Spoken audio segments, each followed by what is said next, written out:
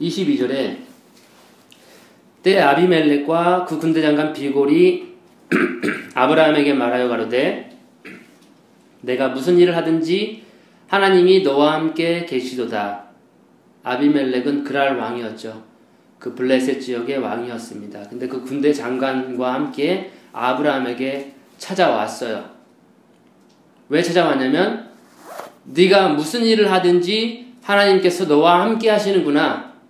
그 세상의 왕, 그 지역의 왕이 아브라함의 모습을 관찰했었죠. 세상 사람들은 우리의 삶을 관찰하거든요.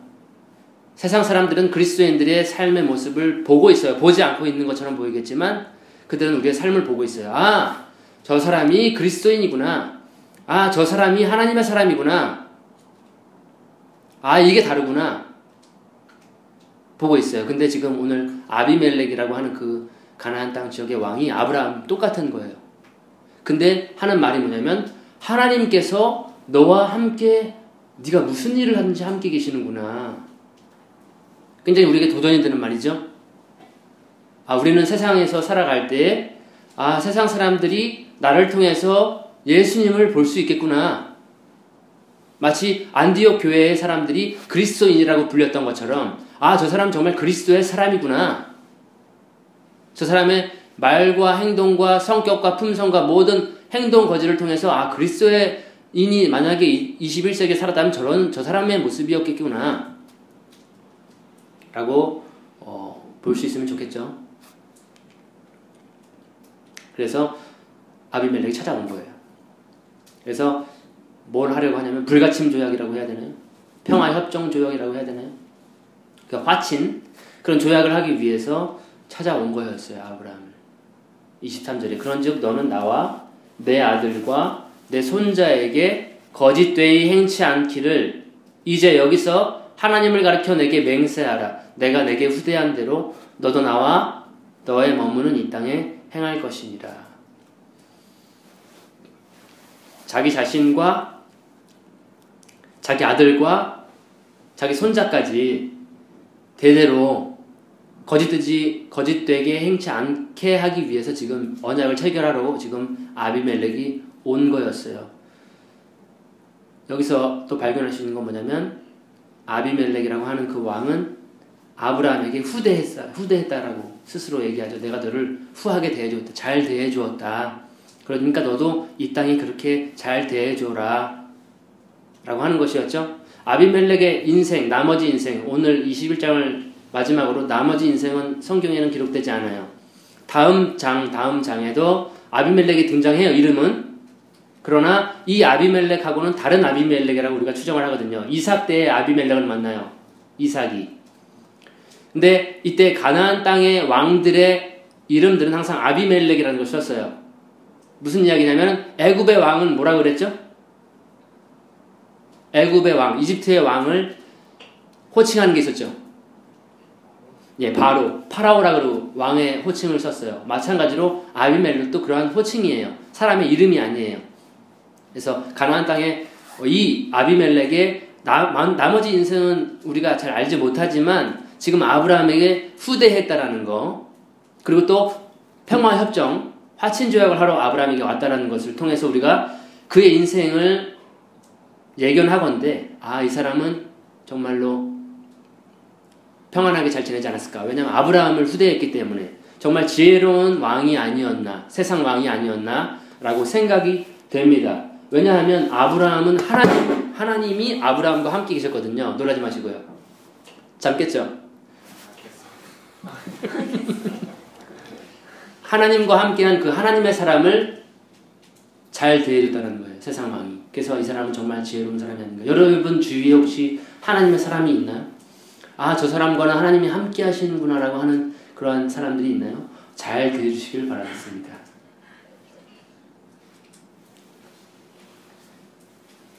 24절에 아브라함이 가로되 내가 맹세하리라 하고 25절 아비멜렉의 종들이 아브라함의 우물을 유탄한 일에 대하여 아브라함이 아비멜렉을 책망하며. 이 분위기 처음엔 좋았어요. 맞죠? 근데 아브라함이 24절에서는 내가 맹세할게. 맹세하리라. 하고 난 다음에 아비멜렉을 책망해요. 그래서 한 왕이 지금 아브라함이라고 하는 족장, 한 부족의 족장에게 혼인하고 있는 한 나라의 왕이 혼나고 있어요.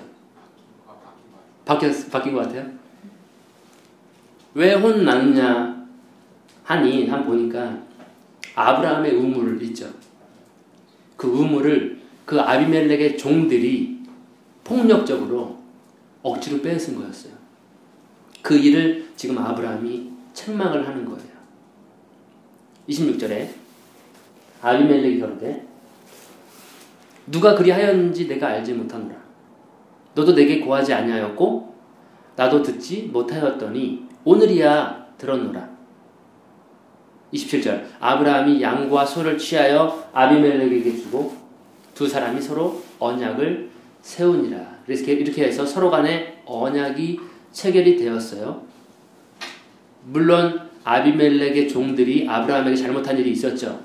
그 잘못을 아브라함은 그때 화친조약을 맺을 그때에 책망을 하고 짚고 넘어가는 거였어요. 우물 사건에 대해서. 그래서 언약이 체결됨과 동시에 아브라함은 책망을 했고 또 27절에 보니까 양과 소를 취해서 아비멜렉에게 줘서 언약을 체결을 하는 거예요. 아브라함은. 무슨 얘기냐면은 아브라함이 그 우물을 빼앗은 그 사건 당일에 아비멜렉에게 달려가가지고 네 종들이 지금 내 걸 뺏어갔다 막 이렇게 하는 게 아니라 좋은 적절한 시기를 이용해서 자기에게 찾아온 아비멜렉에게 그 이야기를 전달하고 책망하고 다시는 그런 일이 없도록 이렇게 짚고 넘어간다는 것이었죠. 그 다음에 양과 소, 그 언약을 위한 그런 선물들을 주면서 그의 마음을 이렇게 편안하게 해주는 거였다는 것이었어요. 그래서 잘못한 일에 대한 책망, 어떤 사람의 범죄한 일에 대한 의롭지 못한 행동에 대한 책망은 정말로 중요해요. 성경의 역할이 크게 4가지가 있거든요. 5가지인가요? 첫 번째로 뭐예요? 디모데후서 2장 3장인가 16절인가요? 첫 번째로 교훈이에요. 예, 교훈. 바른 교리를 전달하는 성경. 이것이 바른 거야. 이것이 정답이야. 라고 하는 것을 성경은 전달해요. 교훈과. 그 다음 두 번째가 뭐예요? 책망이에요. 책망. 성경도 마찬가지로 하나님도 마찬가지로 책망을 하게 돼 있어요. 이건 잘못된 거야. 이거는 하면 안 돼. 도둑질 하면 안 돼. 살인하면 안 돼. 간음하면 안 돼. 이게 책망의 부분. 어떻게 보면 또 교훈적인 부분도 될 수 있겠죠. 아니 책망 지금 율법이겠죠. 그다음 세 번째가 교훈과 책망과 바르게 함. 그다음에 의로 교육하기, 훈련시키는 것. 이게 성경의 어떠한 가진 역할이라고 할 수 있거든요. 그래서 책망은 우리가 저 사람 책망하면 기분 많이 상할 거야. 이렇게 해서 넘어가면은 그 사람은 어떻게 보면은 그 일을 계속 반복함으로 인해서 더 많은, 더 큰 죄로 그 사람에게 이익을 주는 것이 아니라 그 사람의 영혼을 구원하는 것이 아니라 오히려 더 망치게 할 수 있는 것이 책망의 부재라고 할 수 있어요. 그래서 잠언서에 이런 말이 있죠. 초다를 참아 못하는 자는 그 자식을 사랑하는 것이 아니다. 어렸을 때부터 아이들에게 매를 때렸어야 그가 커서는 그 하나님의 법을 떠나지 않는다. 라고 하는 잠언서, 솔로몬의 지혜가 있어요. 그래서 책망은 굉장히 필요한 건데 급한 책망 있죠. 우리는 사람을 책망할 때 굉장히 급하게 우리 감정이 섞여 들어가면서 그 다음에 분노와 함께 책망을 하는 경우가 많아요. 누가 그런 줄 아세요? 누가 그래요? 제가 그래요. 그래서 지금 아브라함의 지금 이 사건을 우리가 보건대 책망을 할 필요한 거예요. 맞죠? 근데 적절한 시기, 내 분노가 다 가라앉은 상태에서 마음을 가다듬고 나 스스로를 한번 점검해보고 내가 이러한 책망을 할 자격이 있는가, 나는 스스로가 책망받을 일이 없는가?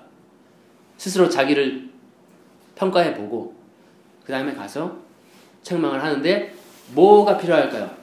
이 수술이라고 하는 것과 마찬가지예요. 칼을 대는 거거든요. 그 사람에게 잘라내는 부분들이 있기 때문에 칼을 가지고 하는 건데 뭐가 필요하냐면 뭐가 필요할까요? 그 안에 적절한 시기와 그 안에 칼을 가지고 하는데 마데카솔 그렇죠. 마데카솔 사랑이라고 하는 마취제가 필요해요. 그래서 수술을 할 때도 마취 없이 수술을 하는 거 굉장히 고통스러워하잖아요. 환자가. 마찬가지로 그 사람에게 바른 진리를 전달할 때에도 하나님의 말씀을 전달할 때에도 사랑이 없이 마취제 없이 그렇게 하나님의 말씀을 전달하면 하나님의 말씀은 양날선 검과 같아가지고 어떤 사람은 크게 상처를 받을 수가 있어요.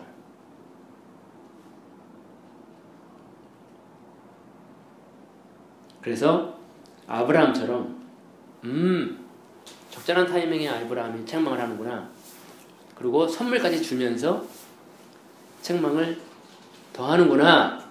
이러한 아브라함의 지혜, 기치를 우리가 볼 수 있지 않나 그런 생각이 들어요. 그래서 급한 책망은 오히려 역효과를 낼 수가 있어요. 분노하게 만들거든요. 그 사람으로 하여금. 당신이나 잘하시오 이런 식으로 나올 수가 있어요. 그래서 우리도 아브라함처럼 이런 지혜가 왜 없었을까? 나는 왜 이러한 지혜를 깨닫지 못했을까? 되돌아볼 수가 있겠습니다. 28절 아브라함이 7 암양 새끼를 따로 놓으니 아비멜렉이 아브라함에게 이르되 이 7 암양 새끼를 따로 놓으면 어찌미뇨? 아브라함이 가로되 너는 내 손에서 이 암양 새끼 7을 받아 내가 이 우물 판 증거를 삼으라 하고 두 사람이 거기서 서로 맹세하였으므로 그곳을 브엘세바라 이름하였더라. 브엘세바 맹세의 우물이라는 혹은 7 맹세의 우물이라는 뜻을 가지고 있습니다. 그래서 아브라함은 이 우물은 내가 팠다는 것을 너도 증거를 삼아라. 다시 빼앗아가지 않도록 이건 내 거라는 것을 너도 한번 증거를 삼기 위해서 선물을 또 덤으로 주는 거예요. 그것이 이제 7 암양 새끼들이었어요. 그래서 아비멜렉이 놀랐죠. 이거 또 나한테 더 주는 이유가 무엇이냐? 라고 하니까 아브라함이 이 우물이 내가 판 증거를 내가 너한테 다시 주는 것이다. 덤으로 또 이렇게 주는 거였어요. 사람이라고 하는 존재는 인간이라고 하는 존재는 본래 심성이 악해서 나한테 악한 일을 한 사람들 있죠. 나의 마음을 아프게 한 사람들, 나의 마음을 상하게 한 사람, 나에게 상처 준 사람들, 나를 힘들게 한 사람들, 나에게 손해를 끼친 사람들에게 되갚아주려고 하는 기본 심성이 있어요. 인간에게는.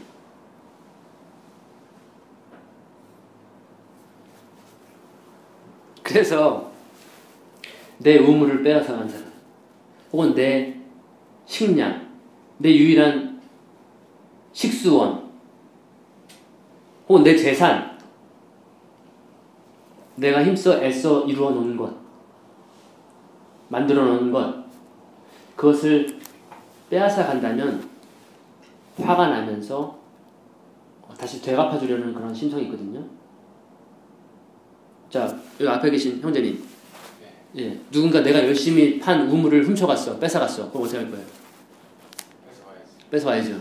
기본적으로 그런 데니까요. 자매님, 아브라함의 상황이 내 상황이었다.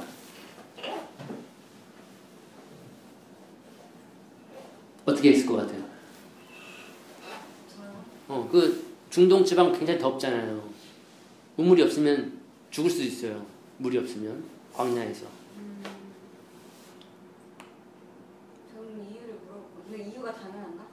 그러면 중동 지방에 이유를 물어볼 것 같은데. 어떤 뺏어가는 거. 아니, 사정이 있을 수도 있잖아요. 그렇죠. 물이 급했나 보죠? 모르죠. 다른 이유가 있을 수도 있고. 사정을 좀 들어보고. 그렇죠. 우리 자매님은 아브라함의 상황이 내 상황이다. 내가 힘들게 애써 넣어서 파놓아서 내가 내 기쁨이 되고 나의 생활을 유지하는 힘이 되고 내 노동력이 내가 이루어낸 어떤 것이고 그것을 누가 강제로 빼앗아 갔어요. 내 거를. 저는 속이 너무 상할 것 같은데 하늘을 한번 보면서 하나님 어떻게 해야 되냐고 묻고 무엇을 원하시는지 대의를 생각하는 하나님의 거룩한 뜻을 생각하는 역시 우리 믿음의 자매예요. 예. 아 그렇군요. 어떻게 하시겠어요? 화는 나죠. 화나죠. 네, 인간이니까. 인간이니까 솔직히 내가 열심히 뭔가 일궈놓은 것을 뺏어갔다 그러면 화는 나겠지만 계속 화를 내면 안 되는 것 같아요. 네, 문제는 그 화를 정리하고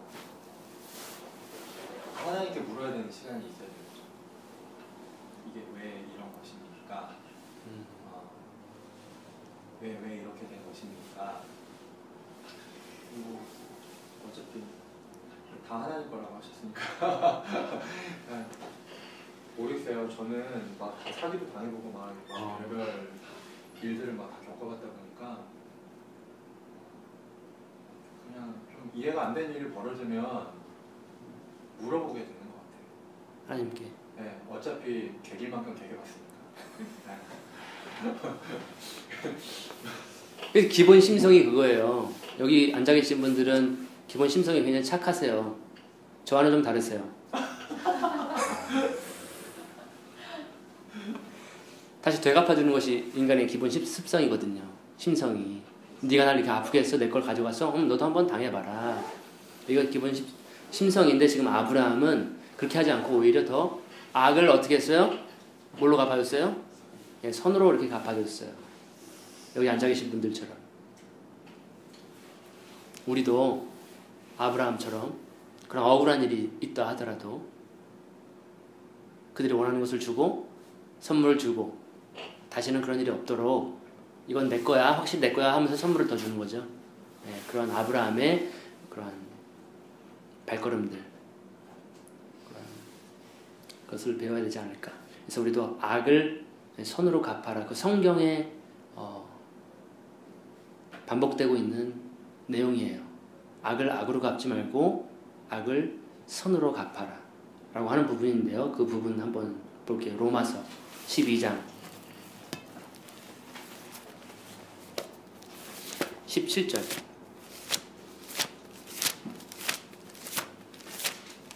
찾으신 분이 한번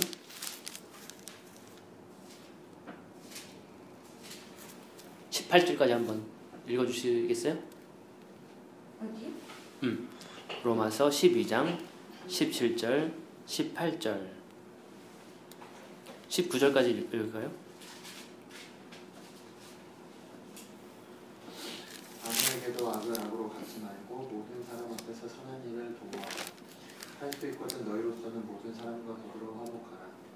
내 사랑하는 자들아, 너희가 친히 원수를 갚지 말고 하나님의 진노하심에 맡기라. 그렇게 원수 갚는 것이 내게 있으니 내가 갚으리라고 주께서 말씀하시니 21절까지 한번 읽어보겠습니다. 내 원수가 죽이거든 먹이고 목마르거든 마시게 하라. 그리함으로 내가 숯불을 그 머리에 쌓아 놓으리라. 악에게 지지 말고 선으로 악을 이기라. 사도 바울도 마찬가지로 악에게 지지 말고 선으로 악을 이겨내라라고 하고 있습니다. 또 21절 봤네요. 21절 봤고 베드로전서 보겠습니다. 3장 9절 베드로전서 3장 9절 또 크게 한번 읽어주시겠어요? 악으로 욕으로 갚지 말고 도리어 복을 빌라. 이를 위하여 너희가 부르심을 입었으니 이는 복을 유업으로 받게 하려 하십니다. 예, 악을 악으로 갚지 말고 욕을 욕으로 갚지 말자 라고, 우리는 생명을 유업으로 받는 사람들이다 라고 해서 베드로 사도도 마찬가지 맥락으로 이야기를 하고 있습니다. 선으로 악을 갚아줘라. 선이 악을 이길 수 있는 겁니까? 네, 세상에서는 선이 악을 이길 수 없다고 가르치지 않습니까? 그렇군요. 네, 그냥 매스컴도 그렇고 악이 더 센 것처럼 보이는. 네.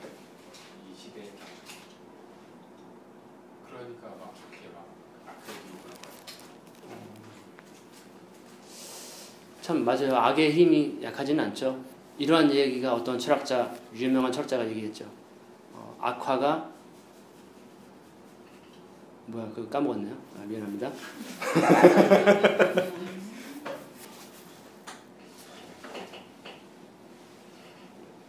까먹었습니다. 다음에 생각나면 얘기해줄게요. 32절에 그들이 브엘사바에서 언약을 세우매 아비멜렉과 그 군대 장관 비골은 떠나 블레셋 족속의 땅으로 돌아갔고 33절 아브라함은 브엘세바에 에셀나무를 심고 거기서 영생하시는 하나님 여호와의 이름을 불렀으며 34절 그가 블레셋 족속의 땅에서 여러 날을 지내었더라 라고 21장을 마무리하고 있습니다. 발견되는 것은 뭐냐면 33절에 아브라함이 에셀나무라고 하는 나무를 심었다고 기록이 되어 있고 거기서 또 예배를 드리게 되는 거야. 하나님의 이름 여호와의 이름을 부르는데 어떠한 여호와의 이름을 부르느냐 하면 영생하시는 하나님 여호와의 이름을 불렀어요. 아브라함이. 굉장히 좀 의미심장한 부분이라고 할 수 있어요. 독특한 구절이라고 할 수 있어요. 영생하시는 하나님 아버지를 여호와를 불렀다 아브라함이. 그리고 또 특별한 행동이 뭐였냐면 나무를 왜 심었는가 라고 하는 부분이에요. 그래서 브엘세바에서 그런 언약들이 체결되었고 지금 브엘세바는 지금 가나안 땅 아브라함의 땅이 아니죠. 아브라함은 지금 이방인이에요. 외국인이죠. 그 땅에. 근데 거기다가 우물을 파서 우물은 내가 판 것이다. 거기다가 또 나무를 심어가지고 원래 유목민이잖아요. 아브라함은 가축을 이렇게 이동시켜서 꼴을 먹이고 하는 것인데 나무를 심었다라고 하는 독특한 부분을 발견하게 돼요. 자기 땅이라고. 모르겠어요. 자세한 이 아브라함의 의도는 모르겠어요. 어떤 학자는 나무를 심음으로 인해서 하나님께 예배를 드리는 어떤 예배의 형식이었다. 일 수 있다. 그 전에는 어떠한 희생의 어떠한 동물들의 이런 것들, 번제나무 이런 것들을 뭐 생각할 수 있겠지만, 나무를 심어서라도 하나님께 기쁘게 하고자 하는 그런 것이었다라고 하는 사람도 있고, 잘은 모르겠어요. 저도 자세한 이 아브라함의 의도는 잘 모르겠어요. 근데 이 에셀나무가 그늘을 이렇게 만들어주고, 지금도 브엘세바라고 하는 중동 지방, 지금은 누구 나라의 땅인지 아세요? 브엘세바 지역이 이스라엘의 땅이에요. 국토예요. 이스라엘 국토인데 마지막 남쪽 쭉 밑에 있는 그 장소가 브엘세바예요.